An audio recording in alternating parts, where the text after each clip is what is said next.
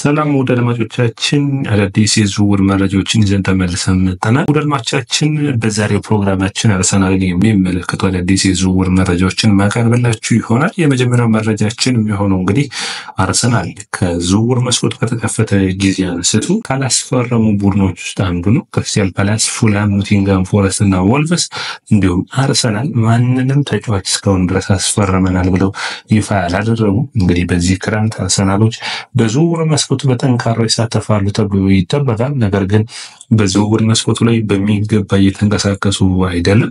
ሊቨርፑል ያለበትን ሁኔታ ታውቃላችሁ። ማንቸስተር ሲቲ፣ ማንቸስተር ዩናይትድ፣ ሁሉም ቸልሲን ጨምሮ ሁሉም ቡድኖች እያስፈረሙ ነው።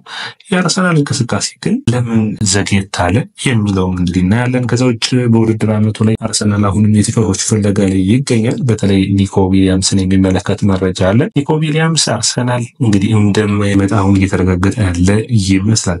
ሰላም አድማጮቻችን፣ ይሄ የስፖርት ነው። ላይክ፣ ሼር፣ ኮሜንት፣ ሰብስክራይብ ማድረጋችሁን አትርሱ። እናንተ ላይክ፣ ሼር፣ ኮሜንት፣ ሰብስክራይብ ብዙዎቹ ጋር እንድንደርስ ያግዘናል። አድማጮቻችን የመጀመሪያው መረጃችን የሚሆነው እንግዲህ ኒኮ ዊሊያምስን የሚመለከት ነው። ኒኮ ዊሊያምስ በባርሴሎና እንግዲህ ይህንን ተጫዋች ለመውሰድ በመጨረሻ እድሉ ሰፍቷል። ባርሴሎናዎች ምንም እንኳን ዲያዝን ቢፈልጉ በመጨረሻ ግን ኒኮ ዊሊያምስን ማስፈረም አንደኛ በእድሜው፣ ሁለተኛ ደግሞ በተለያዩ ሁኔታዎችም የተሻለ ነው። አንደኛ በላሊጋው ከነ ላሚን ያማል ከነ ፈርሚን ሎፔዝ ስፔናዊ መሆኑን ተከትሎ የተሻለ ድሎችን ያመጣል ብለው ባርሴሎናዎች ይህንን ተጫዋች ለማስፈረም ጫፍ ደርሷል። 48 ሚሊዮን ዩሮ የሚጠይቀውን የኮንትራት ማፍረሻውን ለመክፈል ፍላጎት አላቸው። ይህ ጥሩ ድልን የሚያመጣ ነው። እንግዲህ አርሰናል የኒኮ ዊሊያምስን ማጣቱን ተከትሎ ቀጣይ የሆኑት የመስመር ተጫዋቾቹ የዝውውር ዓላማው የሆኑት ሮድሪጎ እና እንዲሁም ደግሞ የኒውካስትል የመስመር ተጫዋች አንቶኒ ጎርደን እንደሆኑ ይታወቃል። ሮድሪጎን በሚመለከት እንግዲህ የኤስፒኤን እና እንዲሁም ደግሞ ከስፔን የሚወጡ አዳዲስ መረጃዎች እና አስጨምረው እንደተናገሩት አልሃሊና አልናስር ከ100 ሚሊዮን ፓውንድ በላይ ጥያቄን አቅርበዋል። ሮድሪጎ እንግዲህ ማድሪድን መልቀቅና ለመልቀቁን እስካሁን ድረስ ውሳኔ አላቀረበም። ነገር ግን እዚህ ትልልቅ ክለቦች የሚያቀርቡትን ዋጋ ያክል አርሰናሎች ማቅረብ ይችላሉ ወይ? ትልቁ ጥያቄ ነው። ሮድሪጎ እንግዲህ ማድሪድን ከለቀቀው ወደ የትኛው ክለብ ይሄዳል? አሁን ግን ባለው ሁኔታ አንደኛ የፍሎሪያን ቱዌርስ 116 ሚሊዮን ፓውንድ፣ ከዛ ውጭ ደግሞ አልሃሊና አልናስርም የዚህ ተጫዋች ፈላጊ መሆናቸውን ተከትሎ ዋጋው ከፍ ማለቱ አስቸጋሪ የሚያደርገው ለዝውውር መስኮቱ ድልሞቻችን አርሰናሎች ይህንን ተጫዋች በምንም አይነት ሁኔታ ውስጥ ቢሆን ማስፈረም እንደሚጠሩ ግን የሚጠበቅ ነው የሚሆነው። ወደ ድልሞቻችን ሌላኛው መረጃ የሚሆነው ዮኬሬስ እና ሴስኮን የሚመለከት ነው። ዛሬ አዲስ መረጃ የለም በሁለቱም ጉዳይ። ነገር ግን አዲስ የወጣው መረጃ ቪክቶር ዮኬሬስ በጁቬንቱስ እየተፈለገ ይገኛል። ጁቬንቱሶች 11 ሚሊዮን ዩሮ በዓመታዊ ክፍያ ይህንን ተጫዋች እንግዲህ ከአርሰናል ለመንጠቅ እየጣሩ ይገኛሉ። ነገር ግን በዚህ ጊዜ ወደ ዩቬንቱስ መሄድ የሚፈልጉ ተጫዋቾች ብዙ አይደሉም። ያ የሚሆንበት ምንድነው ብትሉኝ ጁቬ በጣም እየተፈተነ የሚገኝበት ወቅት እንደሆነ ታውቃላችሁ። አንደኛ በአውሮፓ መድረክ ላይ በሚቀጥለው ውድድር ዓመት በአውሮፓ ቻምፒዮንስ ሊግ ላይ ተሳትፎ ለማያደርግ ይሆናል። ነገር ግን ከጣሊያን የሚወጡ መረጃዎች ደግሞ የጁቬንቱስን ተጫዋች ዱሰን ቪሃሎቪችን ከዚህ በፊት አርሰናሎች ከፊዮረንቲና ለማስፈረም ጥረት አድርገው ጁቬንቱስን መርጦ ሄደው ዱሰን ቪሃሎቪች በውድድር ዓመቱ 15 ጎሎችና 5 አሲስቶችን ያስቆጠረው ዱሰን ቪሃሎቪችን የ25 ዓመቱን ተጫዋች አርሰናል እንደሚፈልገው ተናግሯል። እንግዲህ ፕላን ሲ ነው ማለት የምንችል የአርሰናል ተቀዳሚ ዓላማ ሴስኮ ዮኬሬስ፣ ሁለተኛ ዓላማው ዋትኪን፣ ሶስተኛ ዓላማው እንደ ዱሰን ቪሃሎቪች አይነት ተጫዋቾችን ማምጣት ነው የሚሆነው። አርሰናሎች ይህን ተጫዋች መልሰው ወደ ቡድኑ ማምጣት ወይም ደግሞ ከዚህ በፊት የነበራቸውን ፍላጎት አሁን የገቱ ይመስላሉ። ሌላኛው መረጃችን የሚሆነው ድድማቻችን አንዳንድ መረጃዎች ተወጣ ይሁት የኤሜሪክ ላፖርት ጉዳይ ነው። ኤሜሪክ ላፖርት የቀድሞ የማንቸስተር ሲቲ ተጫዋች፣ አትሌቲክ ቢልባኦ እንዲሁም ደግሞ በብዙ ቡድኖች በተለይ በስፔን ብሔራዊ ቡድን የምናደንቀው ኤሜሪክ ላፖርት አሁን በብዙ ሁኔታዎች ውስጥ ካለፈ በኋላ ከአልናስር መልቀቅ ይፈልጋል። 15 ሚሊዮን ዩሮ ያወጣል ተብሎ ይጠበቃል።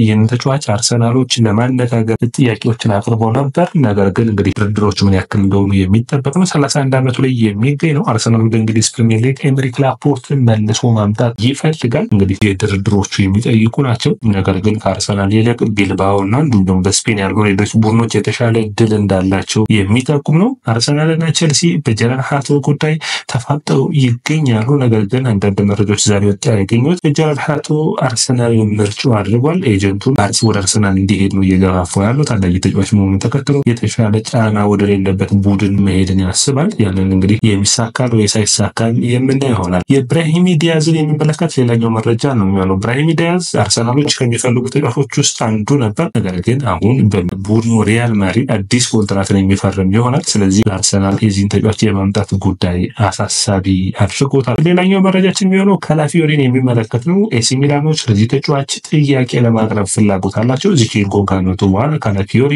ጣሊያኑ ተጫዋችን ወደ ሚላን መውሰድ ያስባሉ። ነገር ግን ይህንን ጥያቄ ካላፊዮሪ በቀጥታ ነው ውድቅ ማድረግ የቻሉ። አርሰናል ቤት መቆየት እንደሚፈልግ ተናግሯል። ቶማስ ፓርቴና ፌነርባቼ አርሰናሎች እስካሁን ድረስ የቶማስ ፓርቴን ውሳኔ እየጠበቁ እንዳለ ይታወቃል። በመጨረሻ ግን እንደው አሁን ደግሞ ከቱርክ የሚወጡ መረጃዎች በዚሁ የዝውውር መስኮት ላይ ቱርክ እንግዲህ በደንብ እየሰሩ ይገኛሉ። ጋላታሳራይ ኦሲሜን፣ ሀቻን ካናንጉሉና እንዲሁም ደግሞ ዮንሳኔ የማስፈረም ፍላጎት አላቸው። ፌነርባቼ ደግሞ ጆዜ ሞሪኖ ተቀዳሚው ስራ ቶማስ ፓርቴን መውሰድ ሆኗል። ቶማስ ፓርቴን ለመውሰድ እንግዲህ ብዙ ቡድኖች ይጠይቃሉ።